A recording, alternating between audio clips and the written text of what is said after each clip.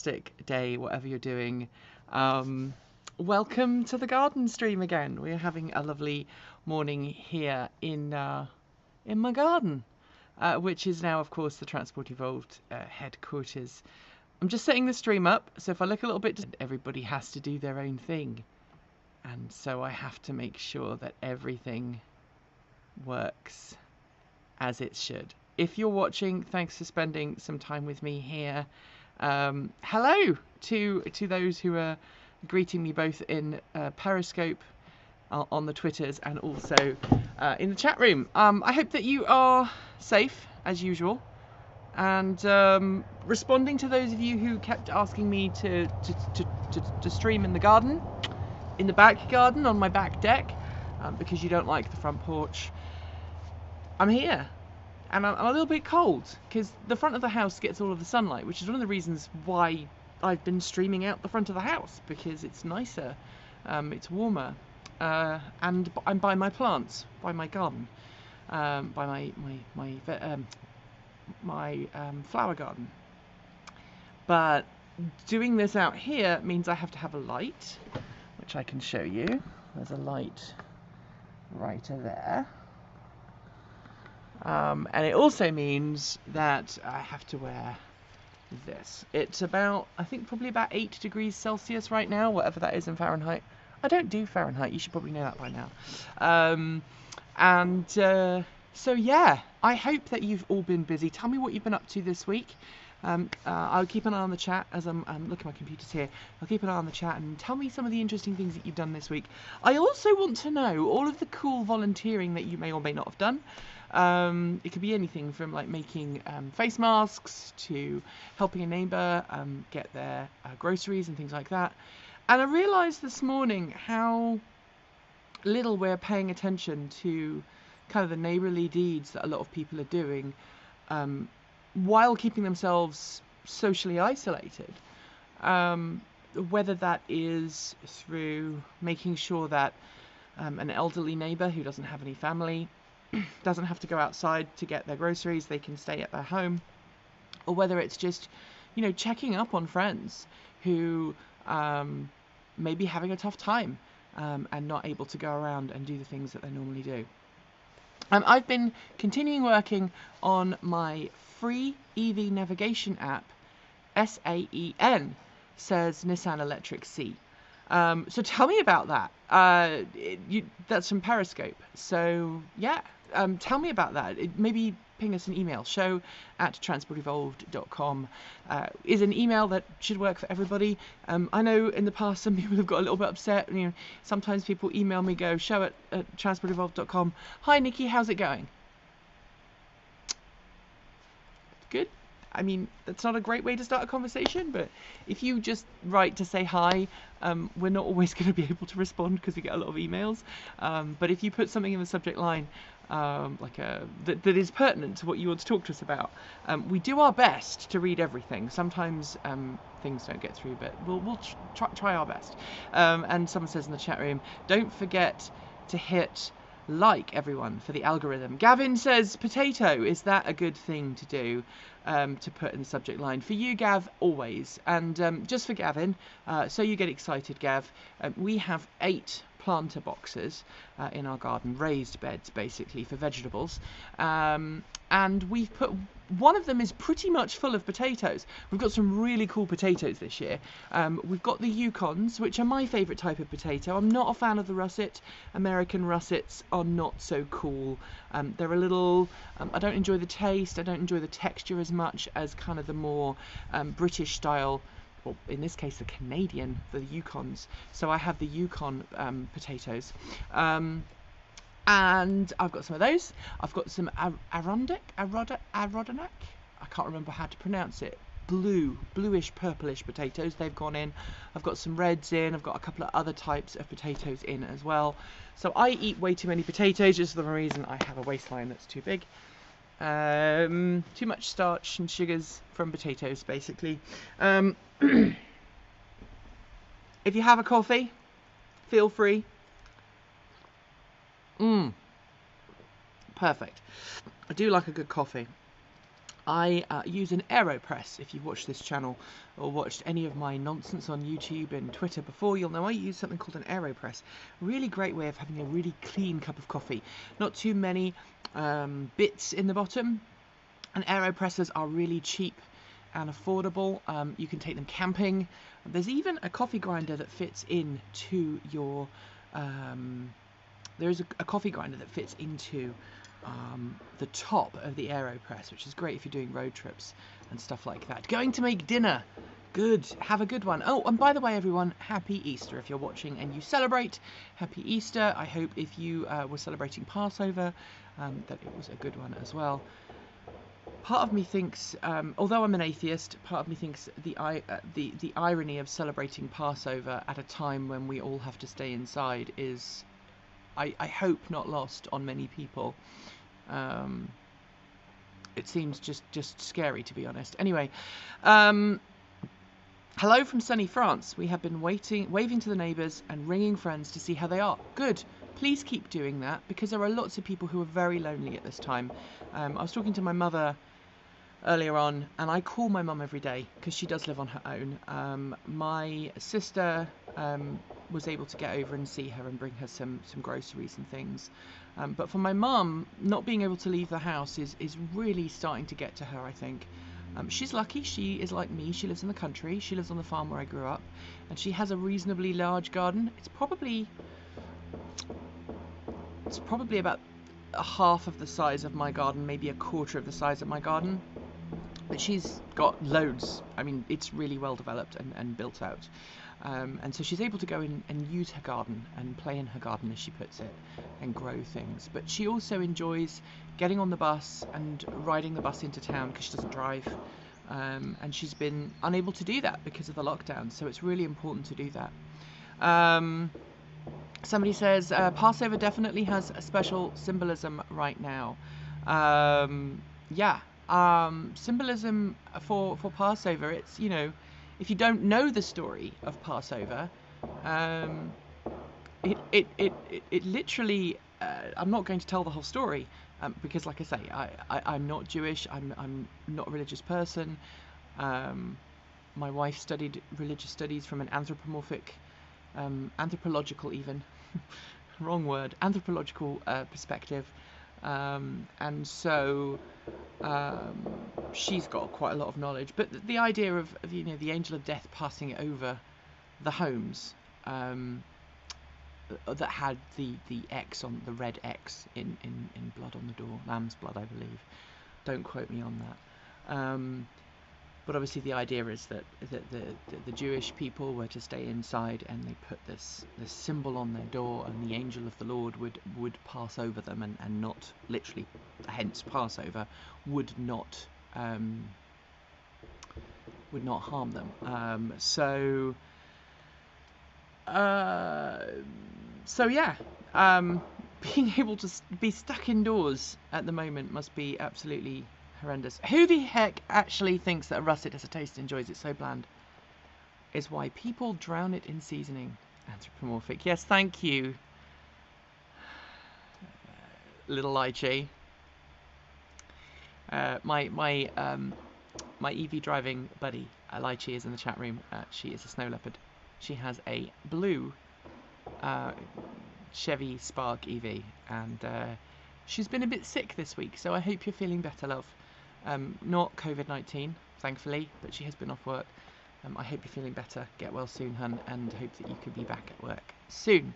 I love the deck. How high up is it, says Will Early. No, you know, Will, I was thinking about this the other day. I said at one point, I think it was like 40 feet difference in height between the top of the garden and the bottom, and I think I may have miscalculated that. It's probably about 20.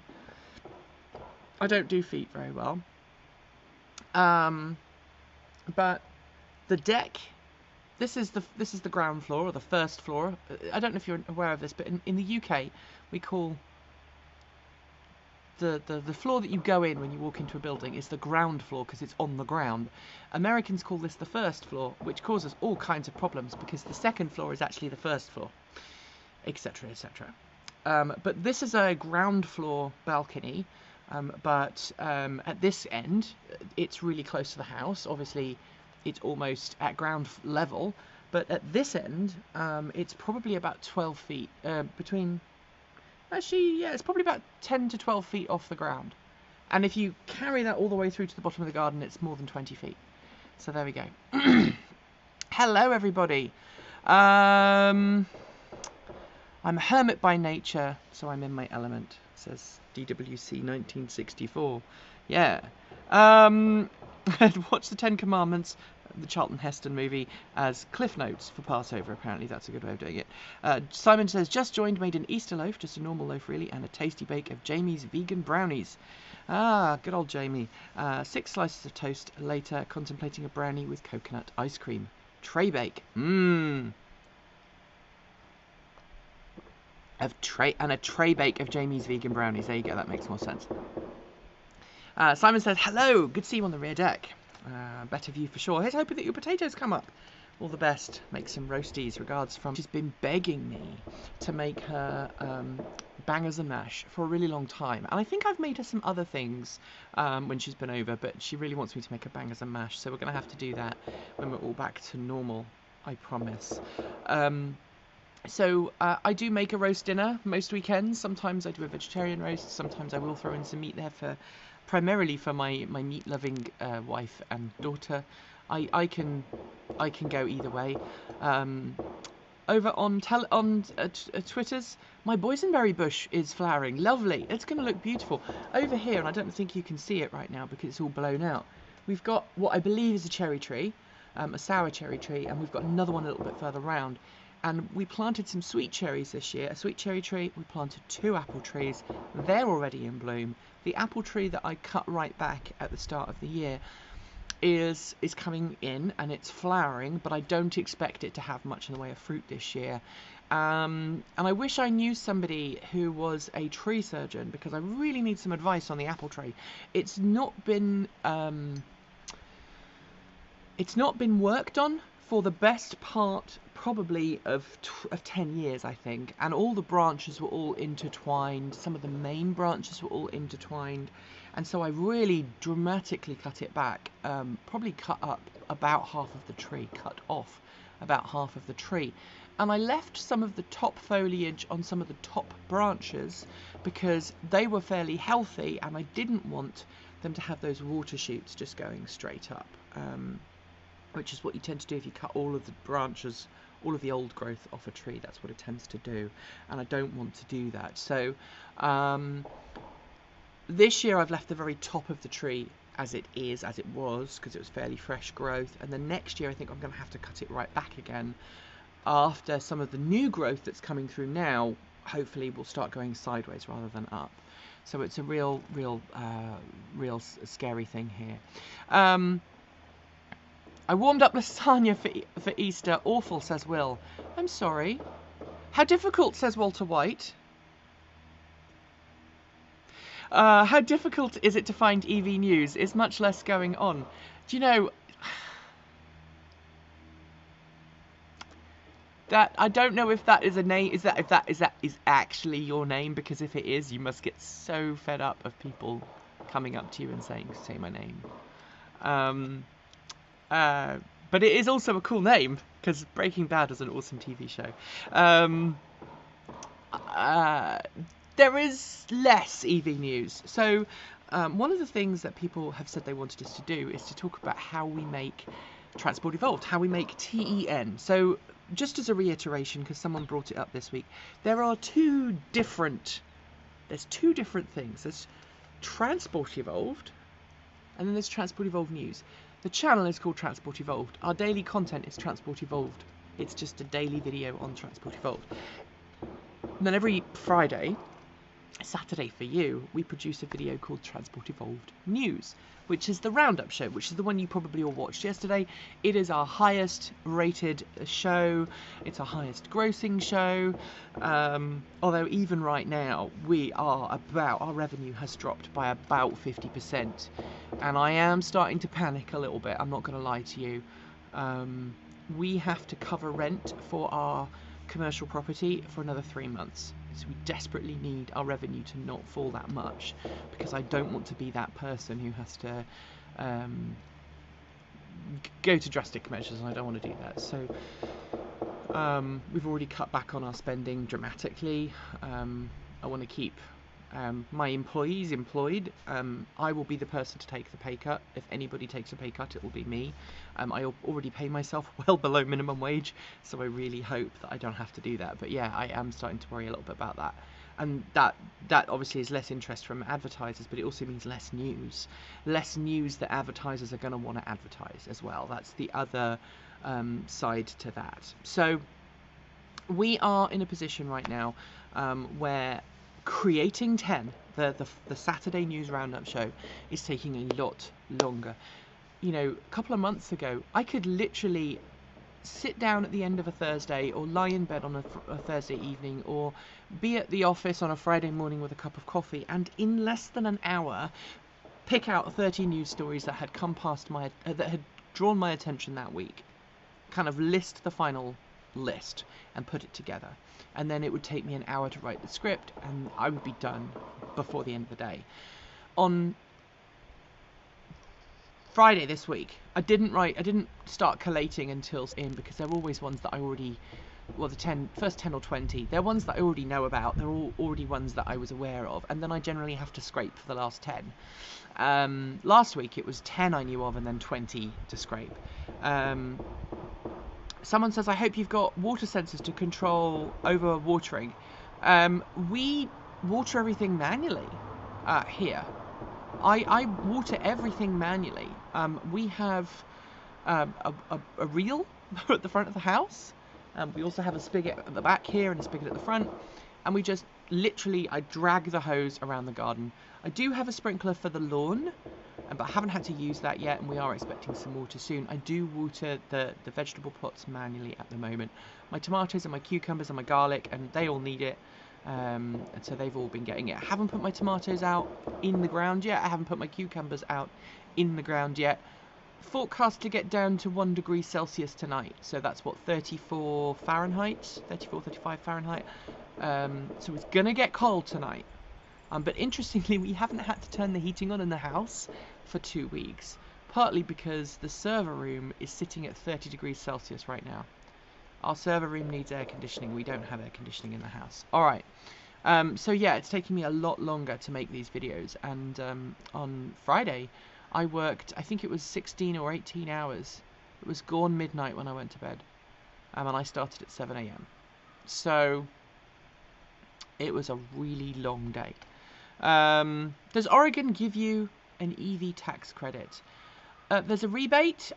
We weren't eligible for it. Because of when we bought our cars, basically. But as Lychee notes in the chat, she's still waiting for them to reply to her asking for proof of income for the purchase of her Spark EV, which she made almost a year ago. Someone says, I don't feel that since isolating, my life hasn't changed that much. Sad but true.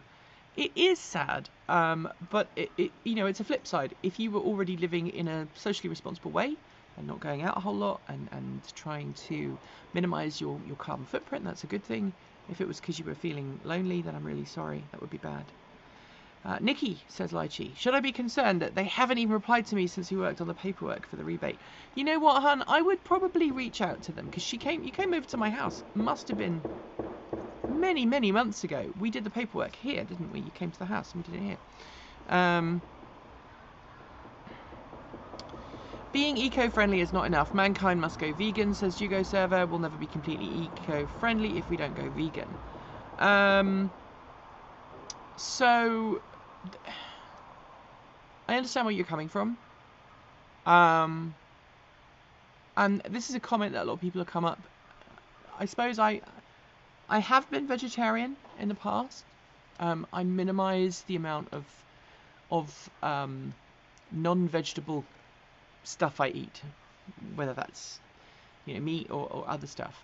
But we are getting chickens, and if you hear all the banging, that's because my wife is building a chicken coop right now. She does woodworking for a hobby, and she's building a chicken coop, and we're actually getting chickens not for meat, but for eggs. And the reason is that there are benefits for us having chickens because they can help improve the soil quality, they can help with pest control, and chickens have a pretty low carbon footprint. And our goal is not to be, you know, over the top with them and have large amounts of chickens. So we're going to have 7 to begin with. We're hoping for 6 hens and 1 rooster. We're having a rooster because we live in the country. We have predators around, and so that's a natural way to help protect the rest of the flock. I think asking everybody to go vegan is going to be tough. And I think for some people will just refuse. I think it would be better if we focused on reducing what I call intensive farming. If we can reduce our intensive farming, that's going to be a real bonus. Reducing our intensive farming, making sure that any animals that are in the food chain are kept super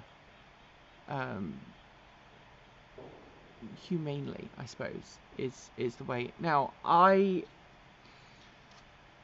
don't think I could ever go fully vegan, and the reason is, I suppose, is that I guess it would require me to make some big changes to my diet, to the point that things that I can't imagine not having milk, for example. And we are considering a goat at some point for the same reason. So we bring it all in. And I know that's going to upset a lot of people. And I'm sorry, somebody was really upset about the fact we were getting chickens, and I want you all to know that the chickens are being sourced not from a local, like, big box store or farm store. They're actually being sourced from a small local breeder who has humane practices, who doesn't do any of the weird conveyor belt stuff. They were very expensive. They're not like the stuff you see in Wilco's, where it's kind of like $5 a hen or something. These are a lot more expensive. They are heritage breeds. It was a heritage breeder, and there was a very limited stock of eggs available. So yeah.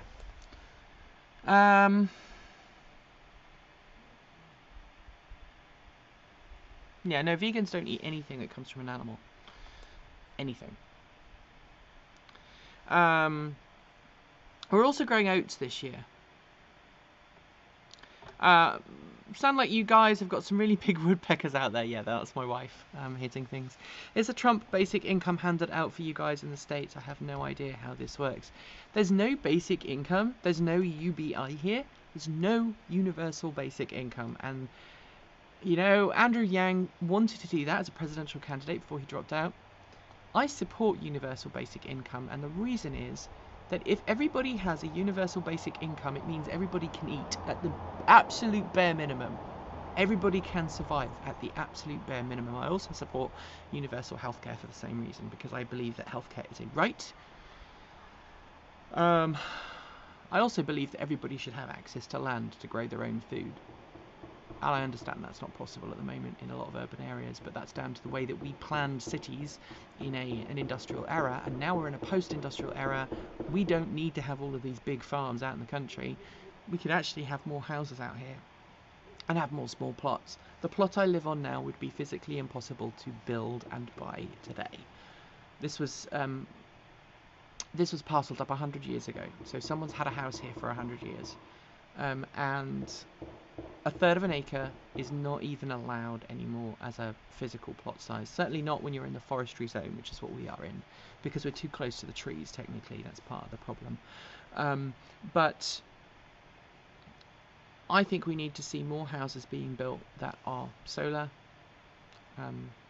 capable, if not solar installed, sustainable, battery backup, and have places for people to grow their own fruit and vegetables. Because I think if you actually start if you become involved in the way that your food is grown and you grow your own food, not only does that mean you've got a way of growing your own food and lowering your food costs, but it also means you're more understanding of where the food comes from.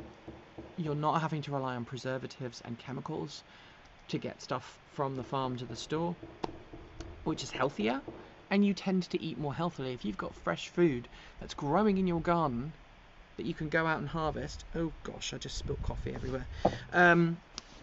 Getting a little bit excited, and I shook even, and got coffee everywhere. You're more likely to want to grow your own stuff. You know, in a couple of months' time, if I've got some vegetables in the garden, okay, and there's nothing in the cupboards, I'm just going to go out and grab whatever's in the garden, pull it up and cook it. I'm not going to drive down to McDonald's, not that I ever do, but you know what I mean.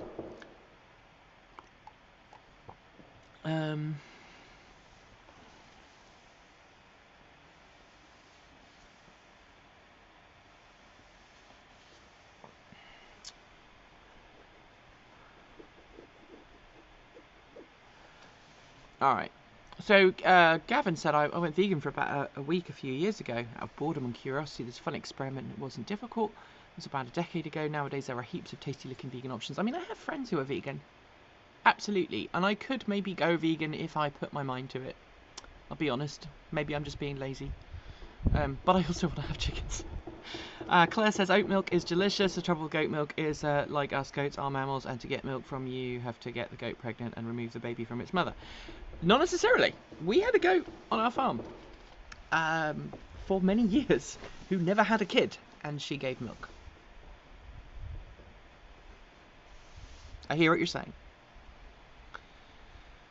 Alright. I think the problem I have, honestly the problem I have with diet and veganism in general, like I say, I've got lots of friends who are vegan. I've got some really wonderful vegan friends who are vegan and they don't throw it in your face. But then I know other people who are what I would call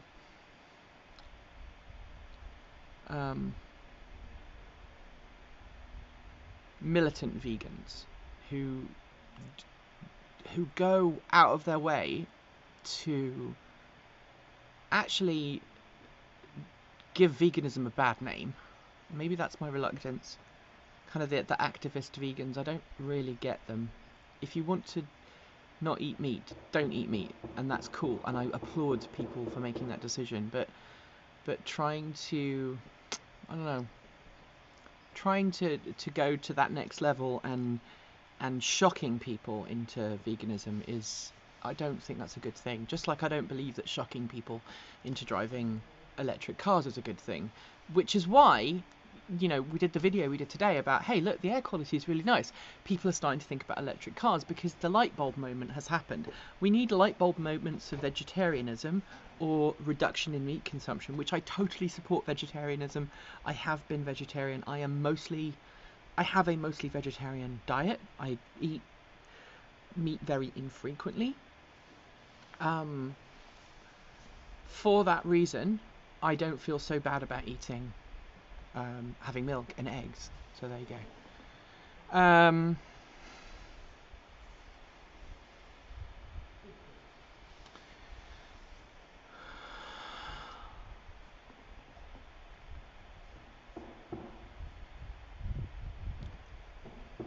Alright, so I also, by the way, I'm growing oats. So I'm growing as much as I possibly can locally.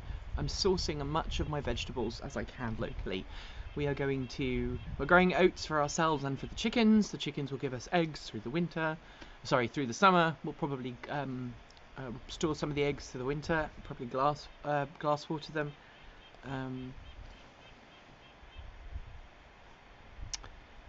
Alright. So, if you get a goat, you wouldn't theoretically need a lawnmower. That is very true. There are excellent meat alternatives in the UK. I mean, I prefer actually eating less meat. When I do eat meat, if I eat meat, again, I will not buy it from a big box store. I will buy it from a local farmer who I know and trust, who I know was humane about the process. So that's generally where I come from. And my reduction in meat consumption comes more from a carbon footprint point of view.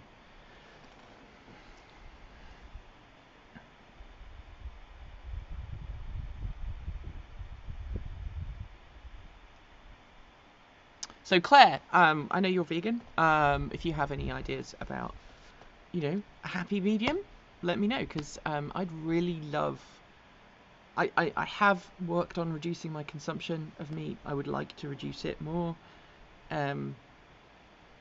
But also from a dietary point of view and from a point of view of having chickens and eggs, I would like to. I'd love to get some recipes and stuff. So there we go.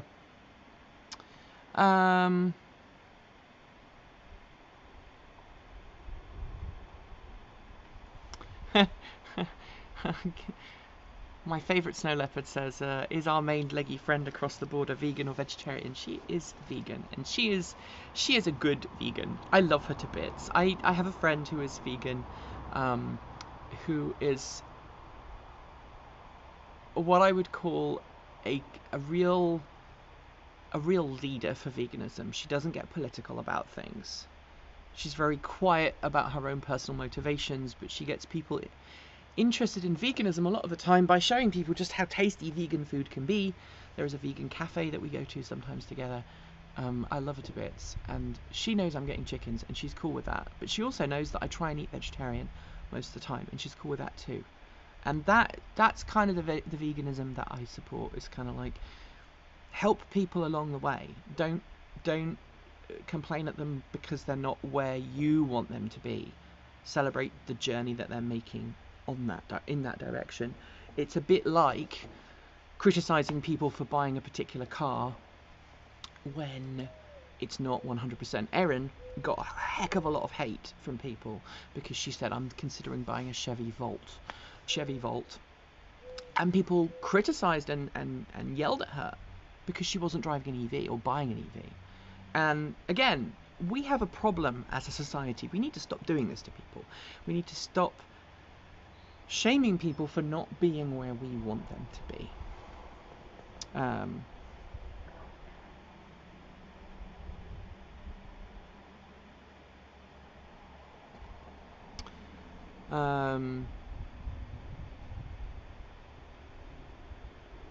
I'm heading towards becoming a herbivore more for diet than ideology, and that's kind of where I'm at. If I eat too much meat, I feel sick. If I eat too much meat, I feel sick. My body just can't cope with meat. I prefer having more vegetables. And I have to kind of drag my family along. So that's one of the reasons why we're not all the way over to full vegetarian or full veganism, because my family would just not do it. So there we go.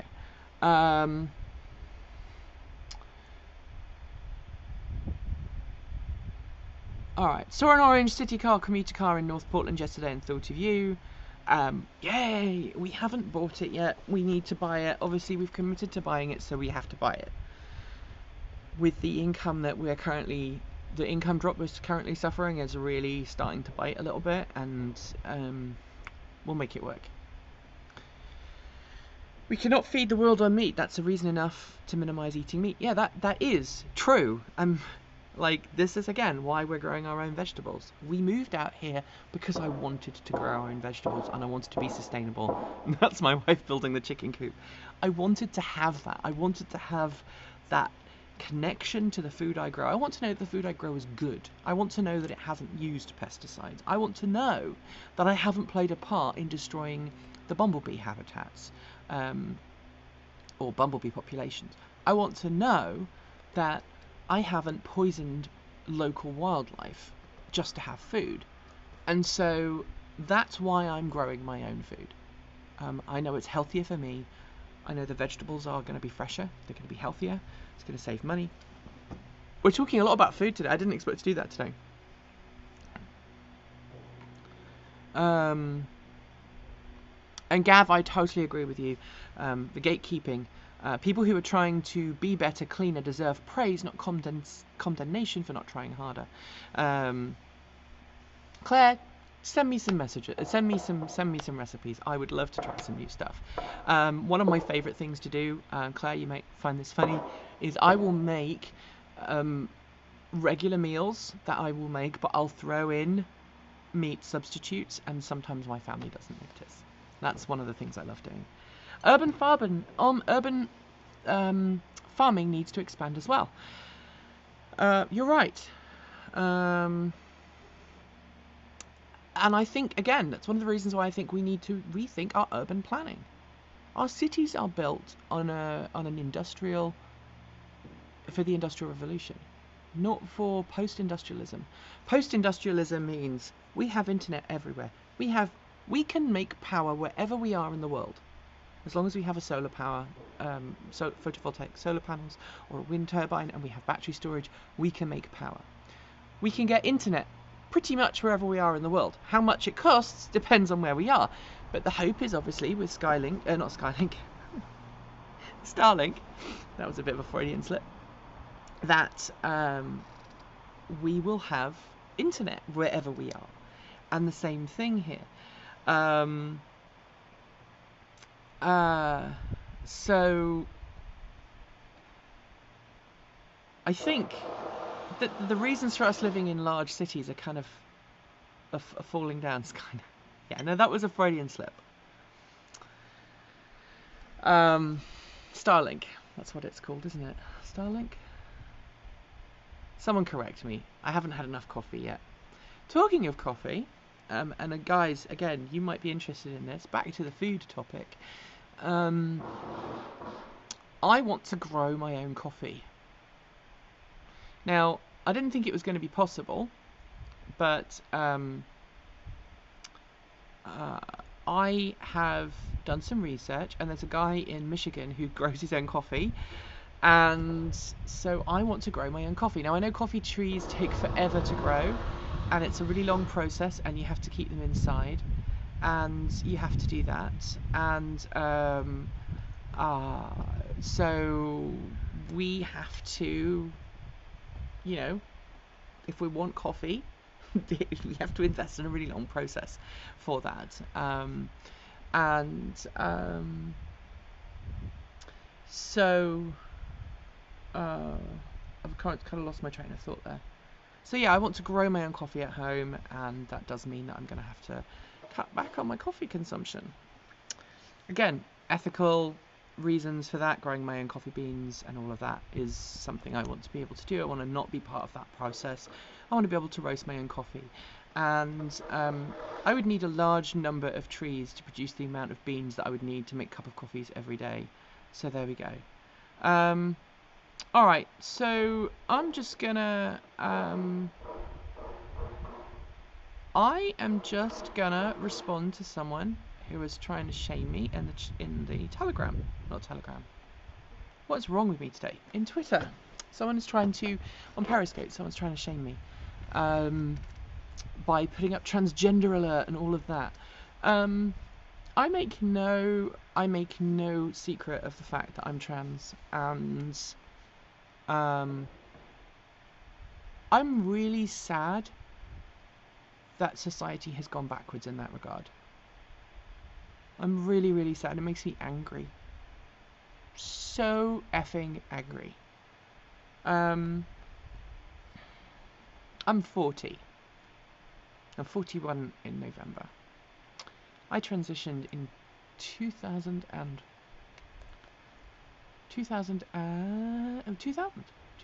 yeah, kind of 2000, 2001. I transitioned around then.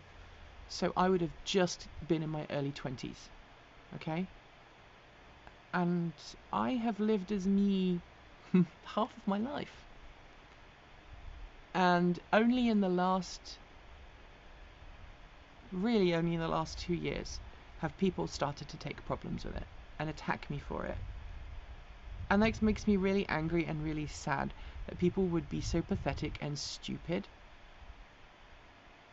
and so insecure about themselves and their own identity that they would try and seek out and harm people. I've had people try to blackmail me, send photographs, old high school photos, blackmail me. One of the reasons why I'm out and I'm proud is because this is my story and this is my life,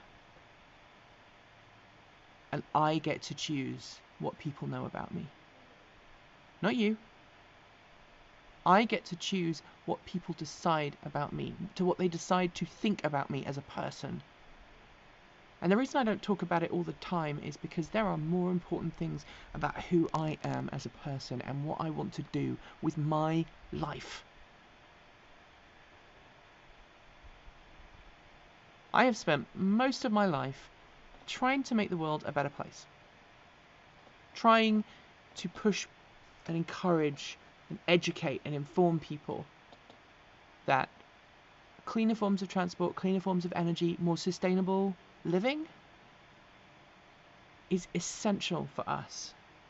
And we are at a point in history where we're all stuck at home. We're not travelling. We're not emitting all of the pollution that we used to 6 weeks ago. And people are suddenly realising this is how life could be if only we made a concerted effort to cut our emissions, to cut our pollution, to re-examine where we get our food from, how we grow things, how we consume as a society. If you decide that from all of that, my sex at birth and my gender are the most important thing that you can find to ridicule and tease me for, then I'm sorry, my friend, it says more about you than it does about me. Because the last time I checked, somebody's gender did not change the message that they are capable of delivering. So go find someone else to cause problems with. It's not going to happen.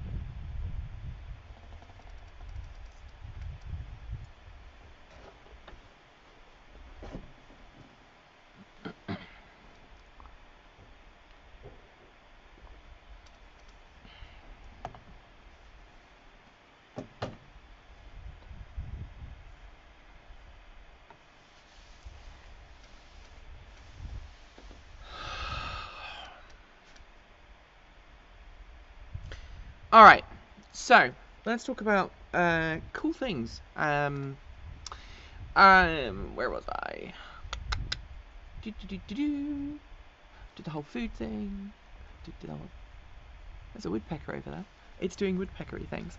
Alright, so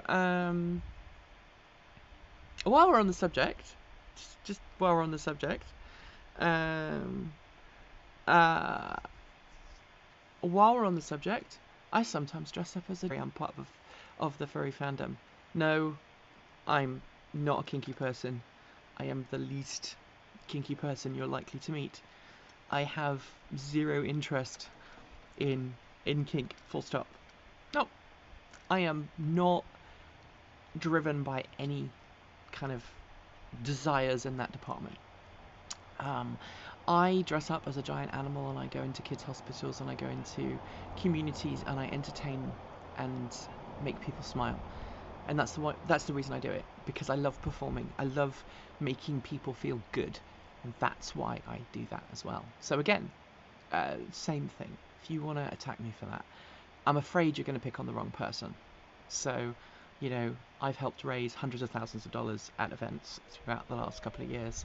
So again, sorry, not going to happen. You know, this week, people, I've had a real lot of hate. And actually, it's kind of made me think, since people were trapped at home, the amount of hate I've got on YouTube has gone through the roof. The amount of attacks I've had online has gone through the roof.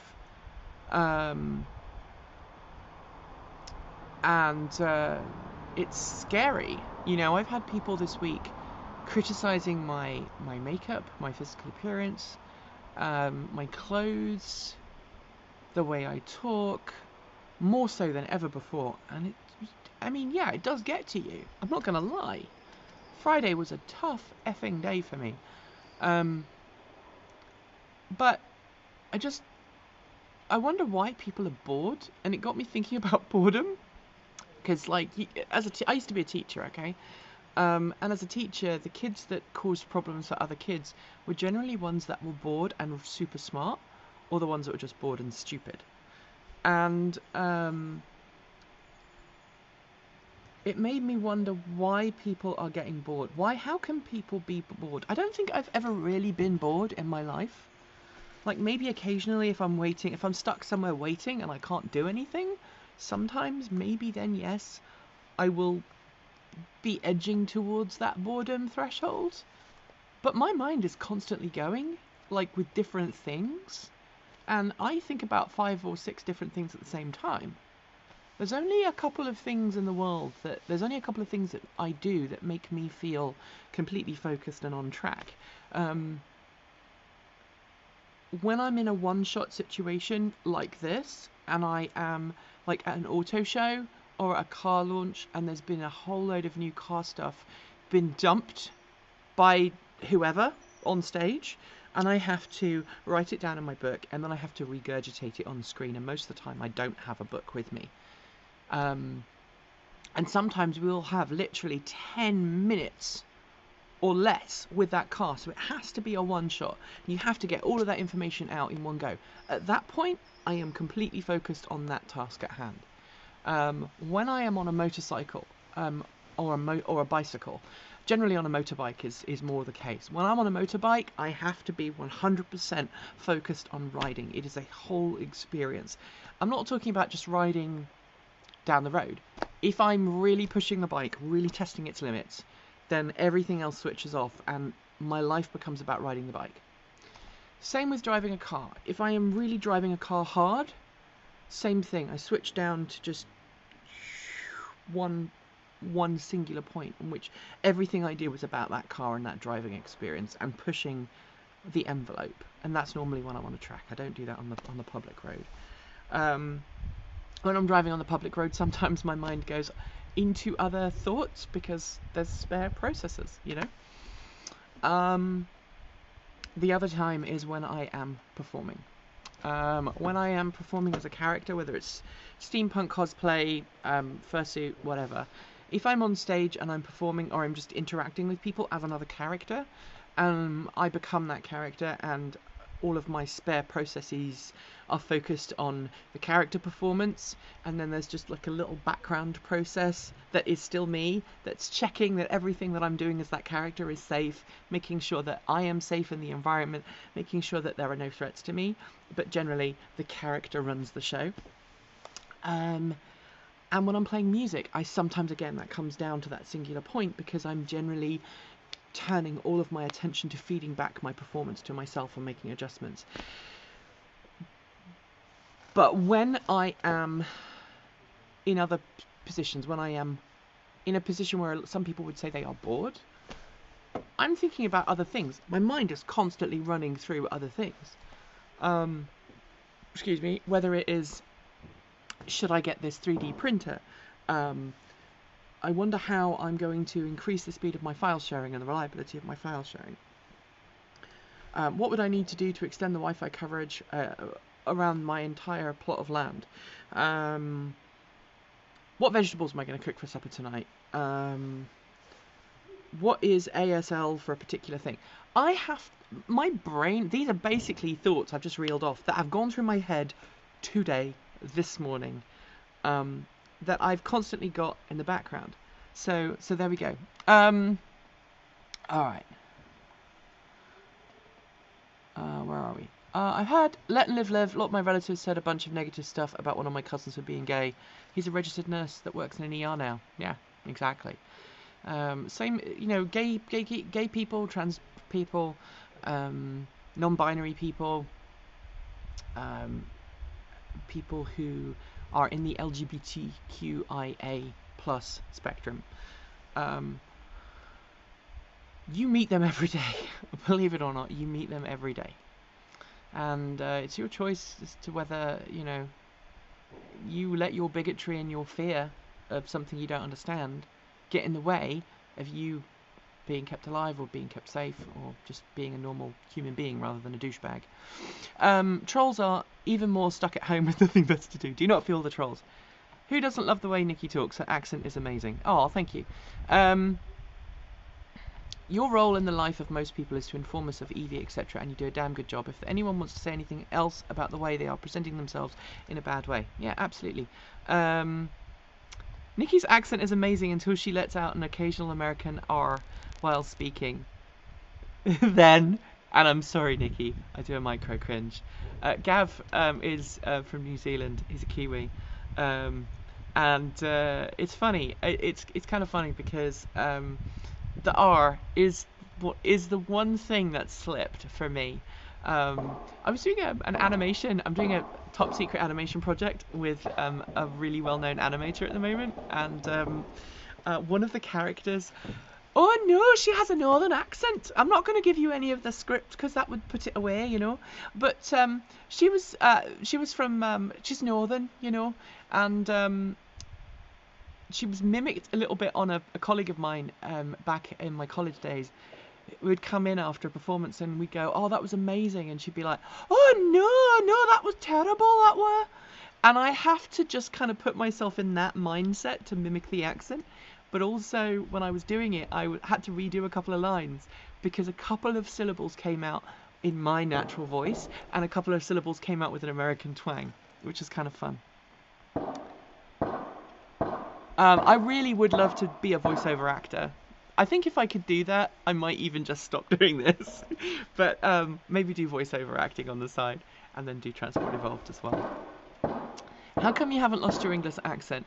I lived in Chicago a while back, and within 5 minutes, people at home said I sounded American. It depends on who I'm talking to. I am a vocal chameleon, which means that my accent shifts depending on where I am and who I am talking to. Some of my friends from the Portland area are watching in the chat right now, and I know that they'll probably say that my accent does sound very American when I'm talking to them and I'm not around anyone else. And when I did the video with Yahukasia about 2 years ago now, nearly 3 years ago actually, when I had showed him around Portland. There's a nuthatch behind me. Hi, nuthatch. When I was doing that video, I sounded really super American, and I had lots of people get upset with it. Very upset. Have you thought about ubiquity equipment for outdoor coverage? Zero handoff and could make a fun video to set up. I have. I thought about it a lot. I also want to get a 3D printer, so I'm kind of trying to decide which is more important for me right now. I have a savings account just for my fun personal stuff, and with no conventions to go to, I've got a little bit more money in there than I normally would at this time of year. So I'm like, maybe I'll get a 3D printer and do some 3D printing. Multitasking, Nikki, is there more proof you were born into the wrong gender? Yeah, I kind of get to that point. So, yeah, Princess. His ex was a nuthatch. Oh dear, Gav. I'm glad you can joke about it.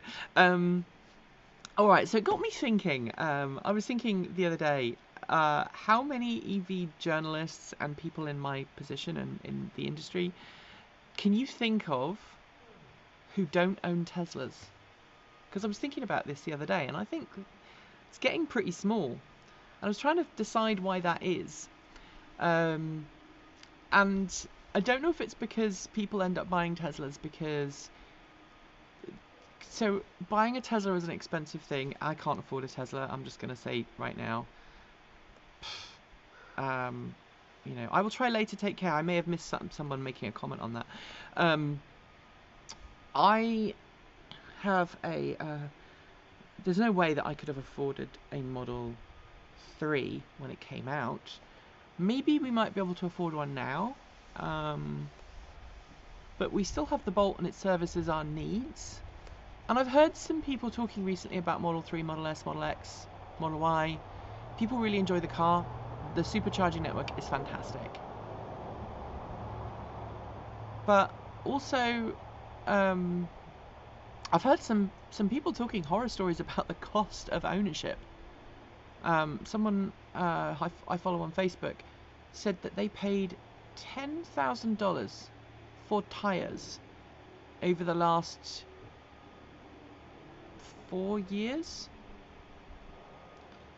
because they had to have realignments and new wheels and new tyres and other things, and it was like, that's really expensive, you know. Does Bob Llewellyn still have one? I thought he had a Kona. I think he still has a Model 3. The Model S, I think he has an S, a 3, and I think he has the original Nissan Leaf as well, and a Kona.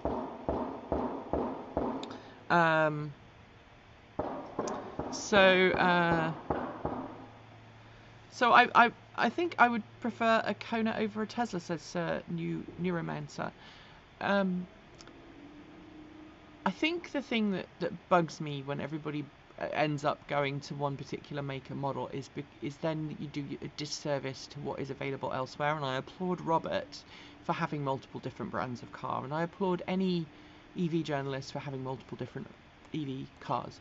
Some EV journalists don't own an EV. It's not a secret. There are some who do not own an EV because they cannot afford one, and that's okay too.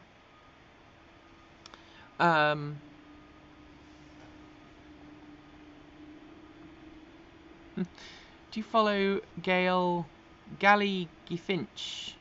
No. He occasionally did a news update in an English accent. Sounded like Dick Van Dyke and Mary Poppins. There you go. No, I haven't. I would love a Model 3, but I prefer to convert a classic car instead. When I won the lottery, I'll love to convert a classic Jag with a Tesla Model S drivetrain. The Model S was a lease. Yeah, I remember talking with Robert about his Model S, because when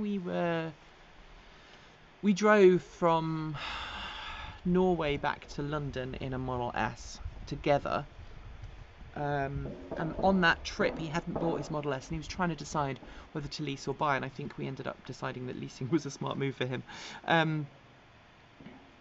Can you do a video on efficiencies between ICE and EV, even if the grid is natural gas? Combined cycle power plants can be up to 64% efficient. Let's put that on the list. We are going to try and do more videos with Erin animating. She's working on one right now. It's taken her a little bit longer than she thought, but that's totally okay, because she is an animator. That's why we hired her. So it's official. Our town just bought 10 electric buses for the next school year. Cool. Let's hope that the kids are actually back to school next year. Saturday's video with Robert Llewellyn, he admitted he still has his original Leaf and it still works brilliantly. Well, you know, like me, Robert lives in the country. He is even more remote than me. Al is even more remote than me. He's probably about the same remote as me, to be honest. I'm trying to remember the route to his house off the motorway. It's a fair way off the motorway to get to Robert's. All I remember about Robert's house is that his chickens pooped on his cars because they roosted up, and he's got an open garage and the chickens used to poop on his cars. Anyway, he lives in the middle of nowhere and it makes sense for him to keep that car and run it because he owns it. What I really want is an electric Land Rover. Distances in America are bigger, yeah? They are a lot bigger. I love the distances, actually. We live, so somebody figured out where I live the other day. Again, back to the blackmail thing, someone actually reached out to me and was like, you live in name of town. Like it was some big secret. It is not a big secret where I live. If you really wanted to figure it out, you could. And obviously this person had. But I request that people don't do that and spread, because I don't want to be doxxed online. That's stupid. I live about 25 miles out of Portland. And I'm about 8 or 9 miles off the freeway. Which is funny, because I'm still in the town. Technically, I live in the town. My address is still the town that is 7 or 8 miles away. I've discovered a phenomenon here called highway hypnosis. You can actually get into a bit of a trance when driving along straight sections of highway. It's spooky. This is why you road trip with a buddy, Gav. We've got to get you over to this side of the country at some point, and I'm hoping that you can get to Fully Charged Live next year. We'll maybe try and do something. I know you live in coronavirus capital right now with Florida, but I'm sorry that your first experience of America has been Florida, because we joke about it quite a lot, partly because Erin is originally from Florida. So there we go.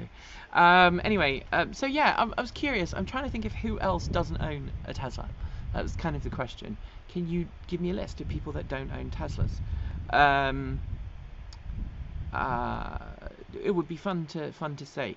And in terms of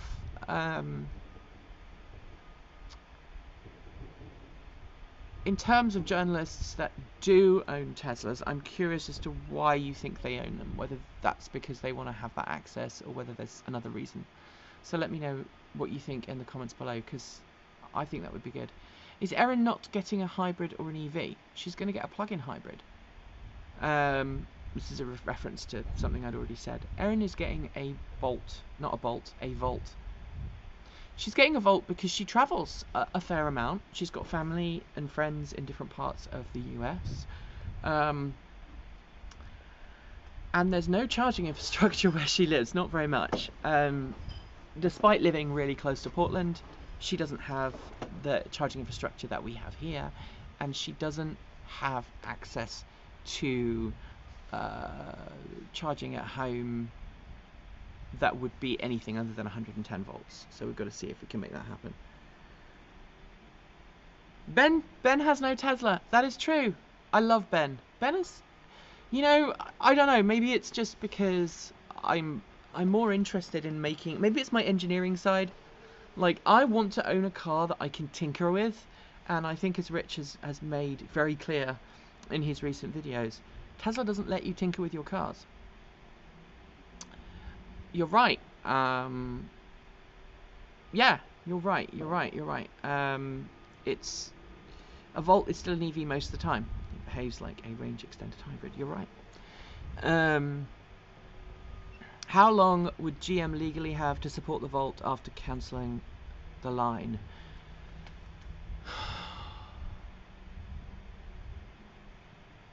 Probably 15 years or so, maybe a little more. With Teslas, you can always write about new software updates. Well, this is the thing. Yeah, you can do that. And Tesla does bring in a lot of money. But at the end of the day, this is going to sound really crass, and I apologize. People who own cars that are super expensive are always going to keep buying new cars. Very few people who buy a Tesla will keep it until it's knackered. I want everybody to go electric, not just people who can afford to buy brand new cars. I want everyone to go electric, and so, you know, it's one of the reasons we're working on the city car. One of that project is because I want people to see that all different types of electric vehicles can be built and driven. It's one of the reasons why I love Gav's original Tredia conversion. If you've not seen where Gav Kiwi EV Shoebridge started, go watch his video series. I'm going to let Gav put a link in the chat to his book and his channel and the conversion, because everything that Gav put there is still relevant today. You can still build an electric car conversion based off the technology and the basics for that. My wife has got too much wood. What, are you throwing that wood away? Is it PTL? Yeah. Oh, okay. My wife is throwing away pressure treated lumber. Please put your links below, Gav. I mean, it really is important. You're an angle. I know, I'm very obtuse. Very obtuse indeed. Sorry, YouTube. Oh no, I wasn't calling you obtuse. I'm very obtuse, yes. Tesla drivers are virtually signaling douchebags. No, no. Types of Tesla owners. There are people who love the brand, support the brand, love what Elon's doing, have put their money where their mouth is, and those people live and drive and breathe Teslas every day, for the most part. 99% of those people are wonderful, and I love them, and they are beautiful, amazing, generous, kind people. They are spoiled by that 1%. And then there are the fanboys, who are a bunch of general douchebags. Some of them own the cars, they perform that 1% of the owners, but for the most part they don't. They are rabid, some of them don't have any kind of concept of critical thinking, or they are know-it-alls who want to prove everybody wrong for some other reason. And they are the ones that give Tesla fans a bad name. I'm not interested in that. Most Tesla drivers that I know are wonderful, amazing people, and I would consider them friends. And I think that is the dichotomy that we face. Trolls get onto the Tesla bandwagon and they spoil the brand for everybody else. Sometimes Elon doesn't help with that.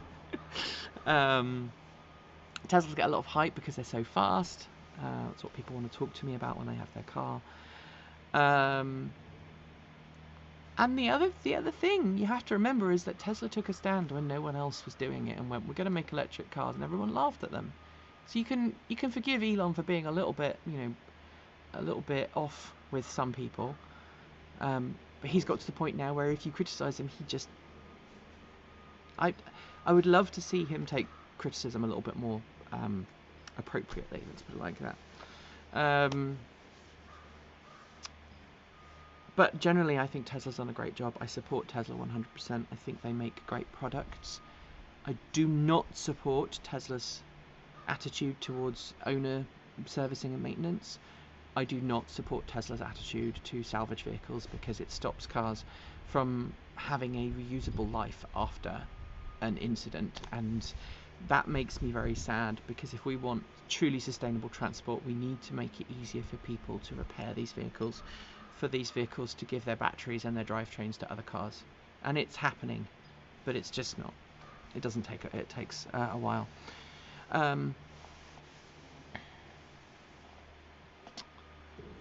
How are most used markets? How is the used market of EVs in USA? It's generally pretty good. But it depends where you live. So in some major metropolitan areas, there is a specialist who focuses on selling used EVs. If you are in Utah, around Salt Lake City, there is a very excellent young man out there who sells used EVs. He is very knowledgeable. Samuel Boner, a very, very lovely guy.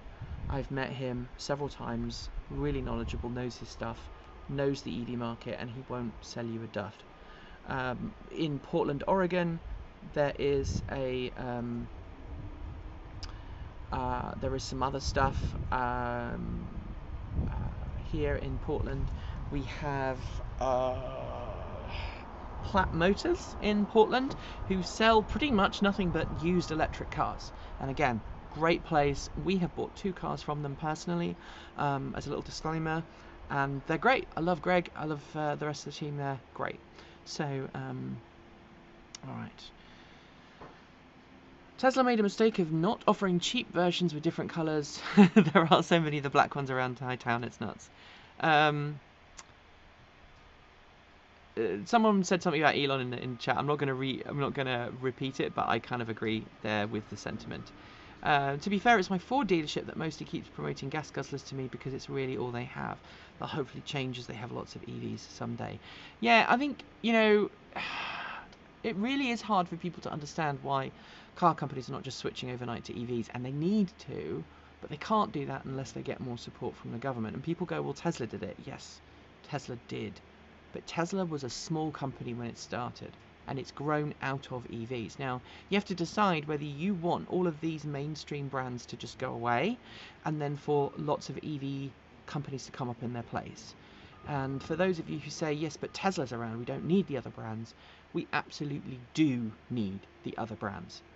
I can cite cases where Apple has been kept in check by Android phone companies and other non-Apple companies, because those companies innovate and Apple goes, oh yeah, maybe we should do that too, or maybe Apple does something that the other companies, by Tesla's walled garden. I understand why it's there. There's a hummingbird. I love the hummingbirds, they're so pretty. I wish I could show you. If I move, she will fly away. It's a female Anna's hummingbird, right by my bird feeder, by my back window. She's having a good old drink. Because it's a little bit colder, and so the flowers are not flowering. And there you go, she's flown off. I couldn't, because if I move my hand up, the bird feeder is right behind, it's right up there. But I can't do that because it would it would cause problems.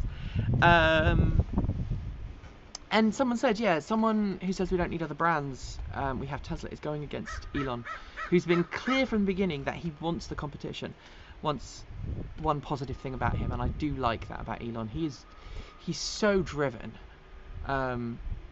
He is so driven, and I feel for him, because all he wants to do is, I think, honestly, genuinely, is improve the world and make it a better place so that people don't have to suffer.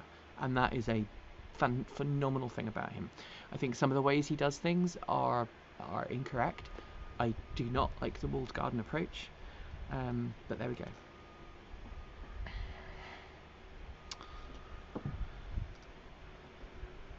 Is a video on direct car sales too political to make? I hate dealerships. Oh no, absolutely.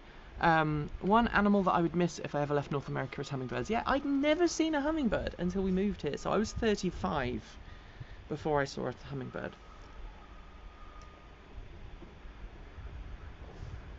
And we've had nuthatches behind us as well.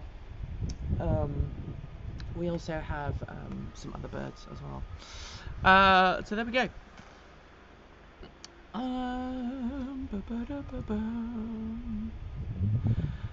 Gavin says they have a squirrel feeder, which I think probably means that they have an alligator feeder, if anything I've heard from Florida is true. So there we go.